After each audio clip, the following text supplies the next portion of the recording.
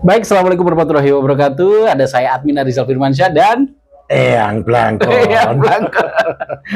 Ya, di kesempatan kali ini kita akan melanjutkan mungkin ya, Eyang ya. Ini saya ada gambar yang belum terhapus ini, gambarnya Eyang Blankon. Kemarin juga di video sebelumnya di live itu loh ya. Di live itu kan disampaikan bahwa troubleshooting dari teknologi yang berteknologi transfer data yang berbeda. Teknik troubleshootingnya bisa beda. Beda, nah, kitanya juga beda itu. Itu belum begitu paham saya terus terang. Ya. Dan mungkin beberapa netizen yang lain. Mungkin bisa dijelaskan lagi ya, Mbak. Oh ya, begini. Ini kita ambil salah satu gejala kerusakan pada komputer ya. Ketidakberesan yang sering terjadi. Sering terjadi. Ya, kita mulai dari itu. Misalkan kayak begini nih.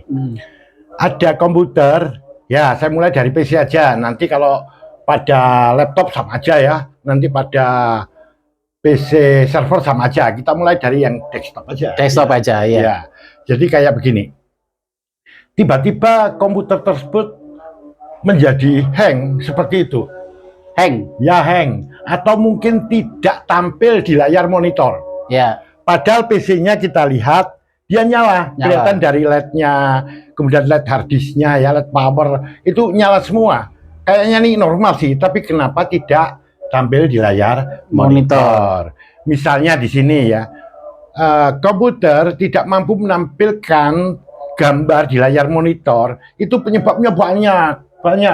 Mulai dari voltase yang menurun ya, atau kerusakan power supply, kemudian bisa jadi kerusakan di monitor sendiri dan sebagainya banyak. Tapi kita soroti satu saja dulu. Ya, misalkan voltase listrik normal, kemudian power supply-nya normal. Ya, pokoknya semuanya normal deh. Sampai ke monitornya normal, kabel-kabelnya normal. Terus kenapa ini terjadi tiba-tiba misalkan tidak tampil di layar monitor kayak begitu? Iya. Atau hang ya? Hang. Ya, kebanyakan yang tidak tampil itu. Iya. Maka orang biasanya akan memulai dia lihat dulu ini pakai kartu grafis enggak gitu ya. Kalau dia pakai kartu grafis biasanya pada kaki-kaki kartu grafisnya pin-pinnya itu dihapus, di stepnya dibersihkan. Dibersihkan kayak begitu, atau memorinya dibersihkan kayak begitu biasanya.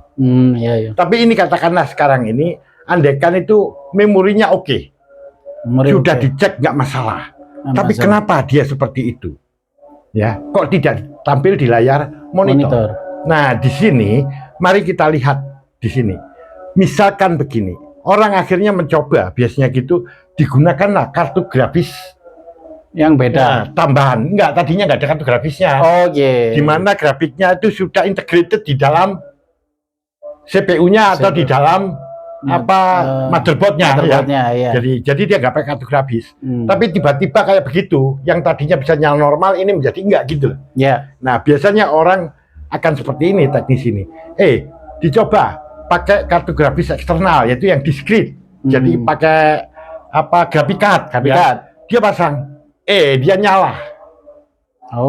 Ya, dia nyala. Nah, berarti di sini masalahnya di grafisnya. Nah, mari kita lihat sekarang. Ya. Kalau kita lihat di sini pada sistem yang lama, yaitu sistem chipset konvensional yang biasanya ada pada komputer kalau berbasis Intel ya, yang menggunakan Core 2 Duo, Core 2 Extreme, Core 2 Quad, Pentium D, Pentium 4 dan sebelumnya ya. Gambarnya semacam ini. Mari kita lihat kalau dia menggunakan grafik integrated. Grafik integratednya itu disimpan di Notepad. Dia disatukan di situ. Berarti yang bermasalah adalah ini. Tadi dengan batasan kayak begini, RAM-nya oke, prosesornya oke, semuanya oke, ya.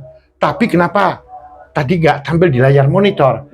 Tapi begitu dikasih yang eksternal, dia mau tampil.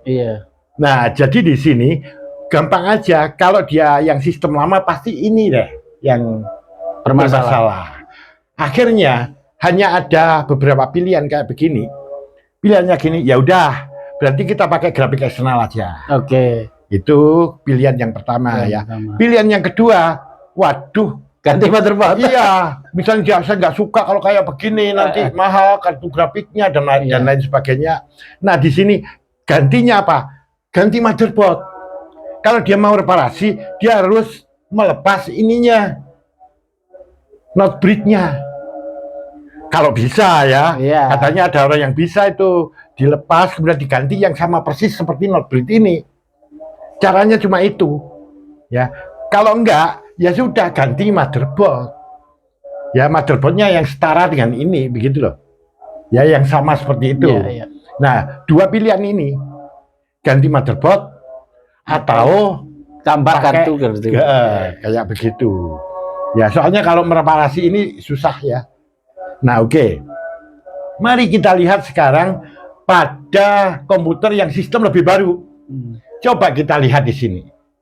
Ya, misalnya itu terjadi pada komputer sistem baru yang sudah pakai Core i3, Core i5, Core i7, Core i9 ya, atau yang Pentium yang versi baru ya, kayak begitu. Nah, apakah sama semacam ini? Enggak. Mari kita lihat. Di sini integrated grafiknya ada di mana? Ada di CPU, di prosesornya kan. Jadi kalau kita mau menuduh mana? Nggak bisa kita menuduh langsung motherboard, enggak. Yang kita lihat dulu di CPU-nya ini. Kemungkinan ada kerusakan di iGPU-nya. Kalau di sini kan namanya iGPU. Kalau yang ada di sini namanya IGP atau IGC.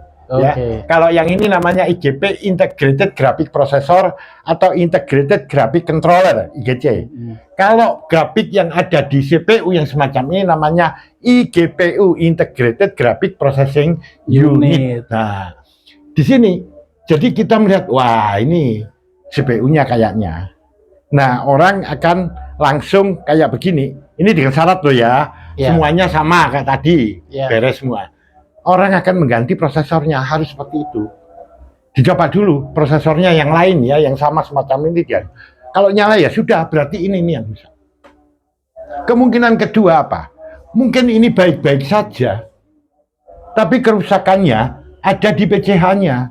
Kan bukankah begini alurnya ya? Data yang akan ditampilkan ke layar monitor itu kan diambil dari RAM, kemudian dikirim ke memory controller, kemudian dikirim ke iGPU tadi, grafik yang ada di sini, kemudian dikirim ke PCH, barulah dikirim ke konektor yang ada pada motherboard. Seperti ini nih. Nah, ini konektor ke motherboard. Ini adalah contoh komputer yang semacam itu. Ya, jadi di dalamnya ini ada iGPU-nya itu ada. Ya, jadi kalau kayak begitu, kemungkinan yang kedua selain CPU bisa jadi PCH-nya ini. Sama kayak tadi itu ya, ya kalau ternyata di sininya bagus gitu ya.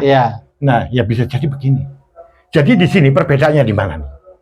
Kalau ini jelas kerusakan di sini yang diganti motherboard kan begitu. Yang dituduh. Kalau ini nggak bisa, belum tentu.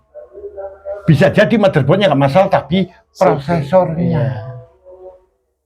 Ya, kalau di sini ternyata baik-baik saja, ya. Misalkan ini ditaruh di komputer lain dia nyala dengan baik, maka pastikan itu motherboardnya baru seperti itu. Jadi kita tidak bisa mengatakan gini orang, oh kalau kayak begitu itu pasti motherboard. Lah ini orang yang pikirannya masih tipe lama, ya kira yang gini sama, enggak. Jadi itu pernah terjadi memang seperti itu, sudah terlanjur ya orang terjadinya kayak gitu. Terlanjur tuh orang disuruh membeli motherboardnya, maka belilah motherboard orang itu. Ternyata tetap nggak bisa, karena dia pakai prosesor ini gitu. Ya, tapi ketika disarankan, ganti prosesornya aja, dia nyala. Dia dipasang yang lama, motherboard yang lama nyala, yang baru juga nyala. Jadi itu prosesor. Jadi di sini adalah iGPU-nya yang bermasalah. Nah, ini ya, kalau kita menguasai tentang bagaimana alur transmisi data, kita tidak bakal melakukan perbaikan itu dengan cara coba-coba dan kena try and error. Karena selama ini yang saya lihat itu orang dicoba. Iya, betul ya. Akibat coba-coba itu menjadi rusak nanti lama-kelamaan. Yang merusak itu bukan komputernya, tapi orangnya nih yang rusak ini. Karena kalau kita menaruh hal yang tidak kompatibel bisa merusak loh. Contohnya kayak gini ya. Ini aja antara prosesor dengan motherboard. Ini saya ingatkan teori yang lampau. Iya. Itu kalau dia paksakan di situ, padahal itu bukan pasangannya. Apa yang terjadi? Intel mengatakan gini, use of unsupported processor can result in improper operation or damage to desktop board or processor or reduce product life. Yang maknanya gini, kalau Anda memasangkan prosesor yang tidak didukung oleh motherboardnya, ada 4 kemungkinan, yaitu dia dapat beroperasi tapi jalannya tidak normal. Misalnya sering hang, restart, dan sebagainya. Yang kedua, akan merusak motherboardnya. Yang ketiga, kemungkinannya akan merusak prosesornya. Yang keempat, kemungkinannya mengurangi umur pakai. Ini yang ngomong bukan saya. Yang mengatakan, yang ngomong saya sih. Tapi kan saya dari teori, Intel sendiri yang mengatakan begitu. Dan itu tidak hanya perusahaan Intel, perusahaan yang lain ngomong hal yang sama. Seperti itu. Ya, jadi ini saya perlu jelaskan lagi mungkin yang grafik yang di sini ini kan berarti yang grafik eksternal ya. Berarti kalau misalnya grafik yang melalui port di SAP atau HDMI yang ada di motherboard melewati PCH sini ya. Iya. Maksudnya gini. Ini kan internal toh. iGPU kan. Ya. Nah, ini nanti data yang dari memori controller yang berasal dari RAM, memori controller ke GPU di sini. Nah, kemudian ini akan dialirkan ke PCH. Dari PCH barulah ke konektor yang ada pada motherboard yang menuju ke monitor. Kalau dia itu pakai grafik eksternal maka data yang dari memori controller ini langsung ke grafik ini gitu. Gak melalui ini lagi, enggak. Dia melalui ini, makanya ini ada jalurnya Melalui sini baru ini ke monitor. Oke. Jadi yang single chipset ini kalau misalnya yang nyalanya bisa dicoba mungkin ya. Nanti kalau misalnya nyalanya nggak nyala di sini sama yang nggak nyala di sini kan beda juga. Gitu. Oke. Kayaknya cukup sampai di sini dulu untuk penjelasan tentang troubleshooting grafik ya. Contoh grafik. Ingat, nanti kalau yang komputer tidak mampu menampilkan gambar di layar monitor, bukan ini aja penyebabnya. Banyak, sekali lagi banyak. Ini tadi adalah sebagai salah satu cara pemecahnya. Hanya sekedar contoh. Garis besarnya di sini gini. Kalau Anda memahami teknologi komputer, misalnya kayak ini di sini, yaitu alur transmisi data, paham itu, maka perlu minum dulu. Ini minum buatan Yangti ini. Luar biasa. Nah, di sini kalau Anda memahami tadi bagaimana alur transmisi data, maka Anda bisa menduga atau mencari atau mendiagnosa dan seterusnya troubleshooting dengan cara yang benar. Logika yang benar dan berdasarkan teori yang benar. Jadi bukan main asal tembak Coba-coba, try and error, jangan lakukan itu. Oke, terima kasih yang Blangkon. Sama-sama, agak batuk. Mungkin mundur lagi ya.